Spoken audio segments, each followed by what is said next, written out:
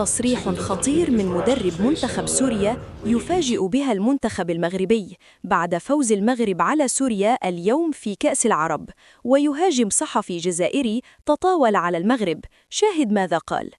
ولكن قبل أن نبدأ، لو أنت سعيد بتأهل المغرب لنصف نهائي كأس العرب، اضغط لايك على الفيديو واشترك في القناة. بعد انتهاء مباراة منتخب المغرب مع منتخب سوريا في ربع نهائي كأس العرب، صرح المدير الفني للمنتخب السوري بعد المباراة وقال: يجب أن يسمعها الجميع. هنا المنتخب المغربي اليوم أثبتوا أنه قوة قارية وعربية لا يستهان بها. أنا أعرف المغرب جيداً، أعرف عقليتهم، طريقتهم، طموحهم. لقد كنت جزءاً من مشروعهم، وشاهدت كيف كان التطور يتسارع عاماً بعد عام.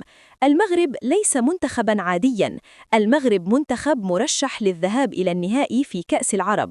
دون مبالغة، شاهدت في المباراة روحاً قوية، انضباطاً تكتيكياً، لاعبين لديهم شخصية في الملعب، وهذه أمور ليست جديدة على الكرة المغربية. المغرب اليوم يلعب وكأنه منتخب يريد أن يقول للجميع: نحن هنا ولن نسمح لأحد بالتقليل من قيمتنا. وبصراحة، من يقلل من المغرب فهو لا يفهم كرة القدم الحديثة. تقليل من المغرب هو نقص معرفة وليس نقداً فنياً.